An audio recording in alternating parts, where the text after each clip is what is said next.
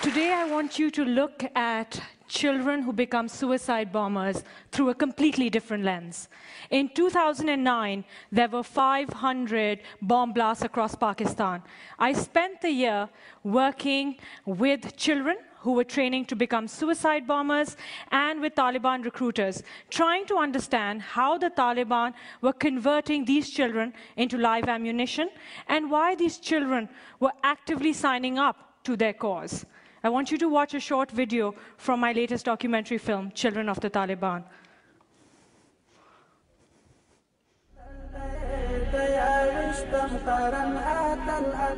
The Taliban now run their own schools. They target poor families and convince the parents to send their children. In return, they provide free food and shelter and sometimes pay the families a monthly stipend. We've obtained a propaganda video made by the Taliban. Young boys are taught justifications for suicide attacks and the execution of spies. I make contact with a child from Swat who studied in a madrasa like this. Hazrat Ali is from a poor farming family in Swat. He joined the Taliban a year ago when he was 13. Taliban किस तरह आपके इलाके में नौजवानों को दावत देते हैं लड़ने के लिए? जी दो अवल वर्तलार से जुमात के सराव गाड़ी बे चराव गाड़ी से खबर वर्तो की बे दागे न पस तरबियत लेबूजी अलतब तरबियत के सादिस मादिस वर्तो हुई सादिस मादिस. He tells me the children are then given months of military training. Machine शो क्लाशनको झड़के शो आबल लाऊं तकी और यो रॉकेट लॉन्चर ग्रेनेड बम बस दा देर पर वो चीज़ इस्तेमाल हो तो काफ़ी होता पर मुंग पर काफ़ी इस्तेमाल हो बेद आगे न बाद चे द फिदाई द गाड़ी हमले चल ट्रेनिंग वो खाई. आप फिदाई हमला करना चाहते हैं? अल्लाह तौफीक राकुम बेवको. I, in my research, have seen that the Taliban have perfected the way in which they recruit and train children. And I think it's a 5-step process.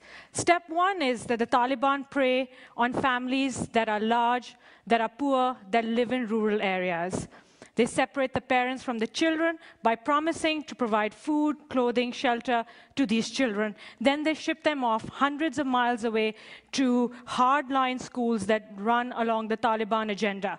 Step 2, they teach the children the Quran, which is Islam's holiest book, in Arabic, a language these children do not understand and cannot speak. They rely very heavily on teachers who I have personally seen distort the message to these children as and when it suits their purpose too. These children are explicitly forbidden from reading newspapers, listening to radio, reading any books that the teachers do not prescribe them.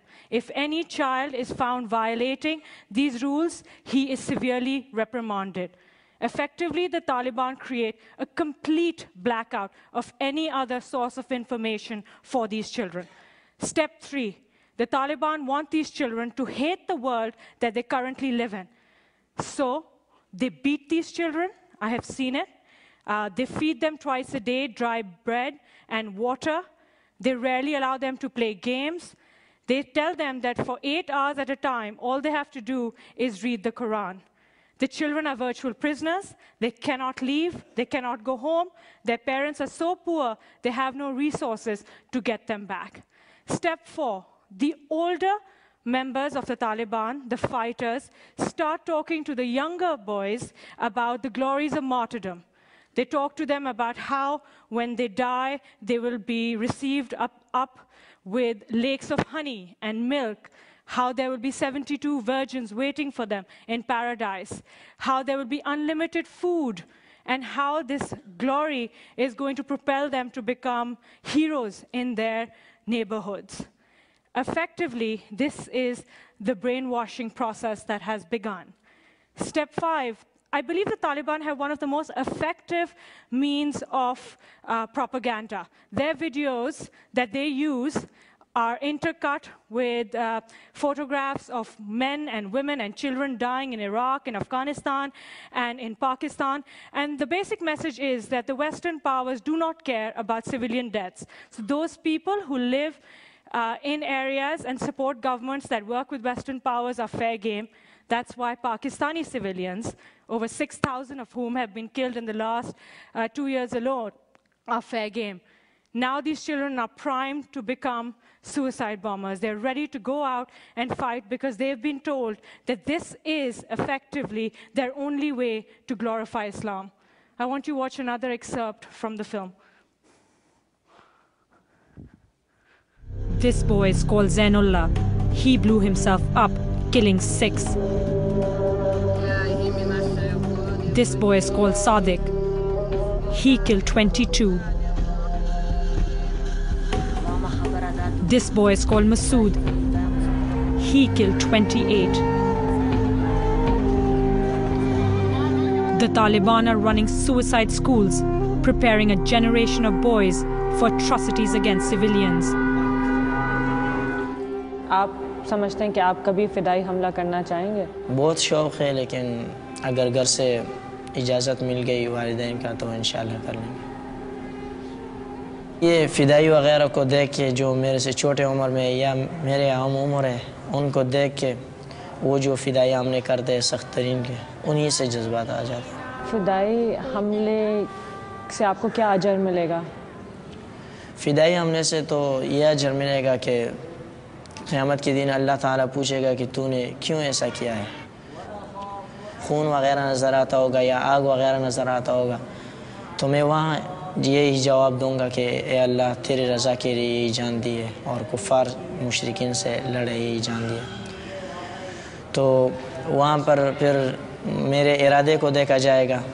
اگر میرا ارادہ یہی ہو کہ میں ان بے غیرت ذلیلوں کو ختم کرنے کے لیے یا اسلام کی نام بلند کرنے کے لیے کیا ہو، تو پھر اللہ تعالیٰ مجھے جنت ہی میں جگہ دے دے گا۔